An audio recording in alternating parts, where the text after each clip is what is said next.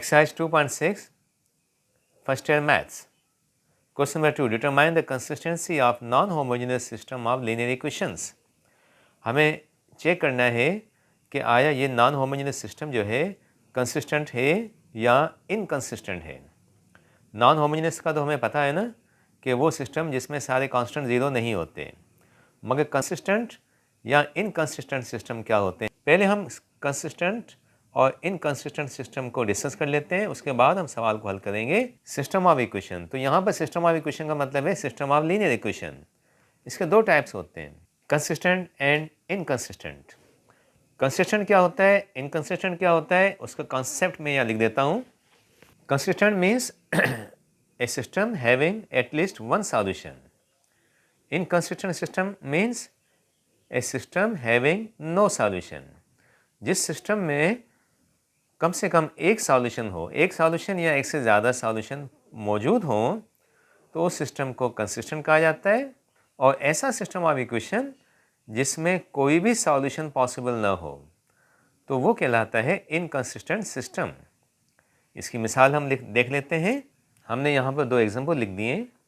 अब ये जो एग्जाम्पल हमारे पास सिस्टम ऑफ इक्वेशंस का है, इसमें सॉल्यूशन हमारे पास एक मौजूद है और वो है 1, 2 यानी x की वैल्यू 1 है और y की वैल्यू 2 है। आप चेक करना चाहें चेक कर लें। अगर यहाँ पर x की जगह 1 लगाएंगे और यहाँ y की जगह 2 लगाएंगे तो 1 + 2 3 आएगा, और फिर यहाँ x की जगह 1 लगाओ तो 1 2 2 बनेगा, और फिर y की जगह 2 लगाएं तो ये टोटल मिलके 4 बन जाएगा। ये जो हमारे पास ऑर्डर्ड पेयर है 1, 2, ये दोनों इक्वेशंस को सेटिस्फाई करता है, तो हम कहेंगे कि इसका एक सॉल्यूशन मौजूद है।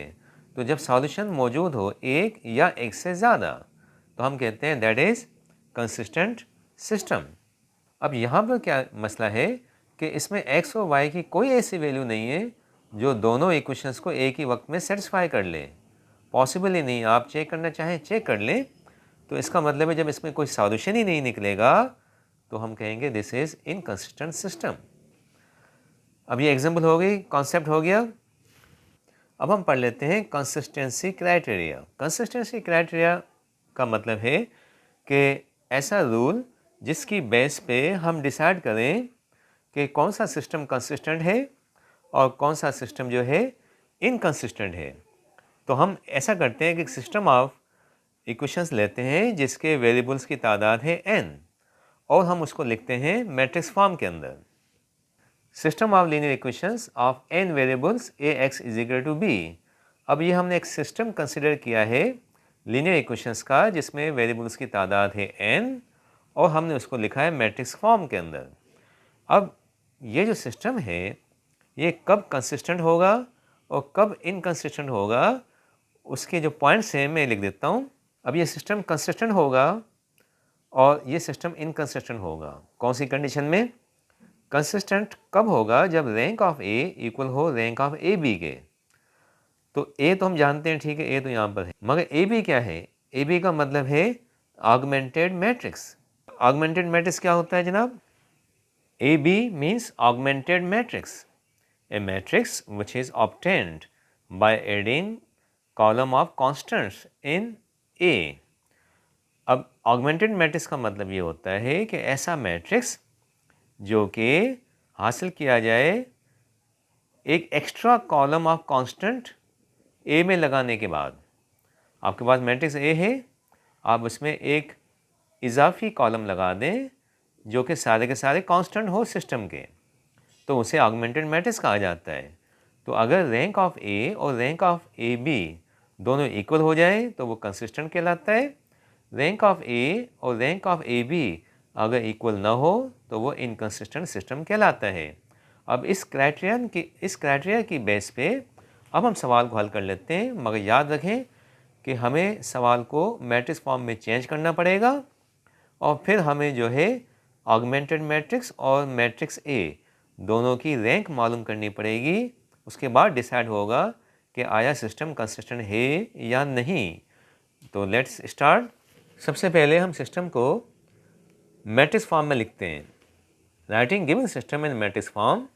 अब वो मैट्रिक्स फॉर्म के अंदर सिस्टम क्या बनेगा उसको हम लिख देते हैं। ये हमारे पास आ गया given system of equations in matrix form. जिसमें ये आपका a है, ये x कहलाएगा और ये b कहलाएगा, तो a x is equal to b। अब हम यहाँ लिख देते हैं कि what is a, what is x and what is b। ये आपके पास हो गए a, x और b। अब हम मालूम करते हैं ऑगमेंटेड मैट्रिक्स ए बी।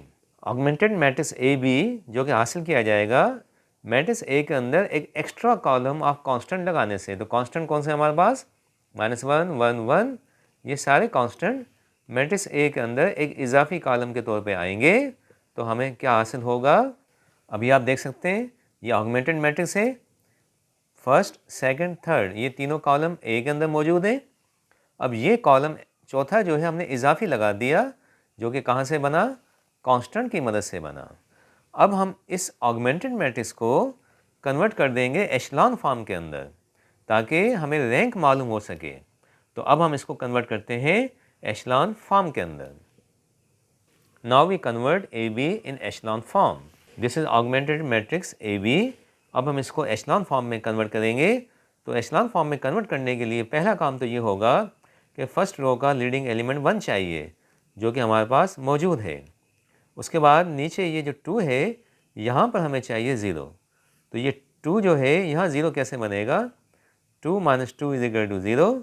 ये 2 जो है रो नंबर 2 का है, -2 टाइम्स यहाँ पर वो रो लिखी जाएगी जो इस कॉलम में जहाँ 1 आता है। तो कौन सी रो में आता है, फर्स्ट में, तो 2 टाइम्स रो 1। अब ये ऑपरेशन हम यहाँ परफॉर्म करेंगे। पहले R2 लिखा जाएगा, R2 आपके पास है, फिर -2 R1 लिखा जाएगा, जो कि आपके पास आएगा -2 R1 से मल्टीप्लाई करने के बाद। तो -2 से मल्टीप्लाई कर लें R1 को, तो -2 × 1 ये -2 आ जाएगा, -2 × -2 ये 4, ये भी 4 आएगा, फिर -2 × -1 ये प्लस का 2 आ जाएगा। तो ये रिजल्ट आपके पास क्या आएगा जनाब, 2 - 2 0, 7 5 3। अब ये जो आपके पास है रिजल्ट, ये लिखा जाएगा रो नंबर 2 के अंदर। बाकी दोनों रोज सेम टू सेम लिखी जाएंगी। नेक्स्ट स्टेप, अब यहाँ 0 आ गया, अब हमें यहाँ 5 की जगह भी 0 चाहिए। तो जनाब ये 0 कैसे बनेगा, 5 - 5 इज इक्वल टू 0 बनेगा। ये 5 किसका है, रो नंबर 3 का, -5 टाइम्स, अब यहाँ पर वो रो लगेगी जहाँ पर इस कॉलम में 1 आता है, तो ये 1 रो नंबर 1 में आता है, तो 5 टाइम्स रो नंबर 1। अब हमें ये ऑपरेशन परफॉर्म करना है। सबसे पहले रो नंबर 3 लिखा जाएगा, -5 times row number 1। Row number 1 को -5 से मल्टीप्लाई कर लें, तो -5 × 1 -5 -5 × -2 10, -5 × -2 again 10, -5 × -1 5। रिजल्ट आपके पास आएगा 0 6 7 6। अब ये जो आपके पास रिजल्ट आया, इसको आपने लिखना है रो नंबर 3 के अंदर। बाकी दोनों रोज सेम टू सेम लिखी जाएंगी। नेक्स्ट स्टेप, अब हमें सेकंड रो में लीडिंग एलिमेंट 1 चाहिए। अब हमें यहाँ 7 की जगह पे 1 चाहिए। तो ये 1 कैसे आएगा, अब रो नंबर 2 को 1/7 से मल्टीप्लाई कर दें। तो ये ऑपरेशन हम यहाँ परफॉर्म करते हैं, 1/7 R2। तो अब आप रो नंबर 2 को 1/7 से मल्टीप्लाई कर लें, तो आपको क्या मिलेगा, 1/7 × 0 0 आएगा, ये 1 बनेगा, 5/7 और 3/7। बाकी दोनों रोज सेम टू सेम आएंगी। नेक्स्ट स्टेप, अब हमें जो है यहाँ पर 0 चाहिए। तो यहाँ 0 कैसे आएगा, 6 - 6 इज इक्वल टू 0। ये 6 रो नंबर 3 का है, -6 टाइम्स यहाँ वो रो लगाई जाएगी जो इस कॉलम में जहाँ 1 आता है, तो रो नंबर 2 लगाई जाएगी। अब ये ऑपरेशन हम यहाँ परफॉर्म कर लेंगे। सबसे पहले आप रो 3 लिख दें, अब उसके बाद -6 टाइम्स रो नंबर 2। अब रो नंबर 2 को -6 से मल्टीप्लाई कर लें, तो जनाब आपको क्या मिलेगा, -6 × 0 ये 0 आएगा, -6 × 1 ये -6 आएगा, -6 × 5 -30/7 आएगा, -6 into 3 -18/7. Result 0 0 19/7 24/7.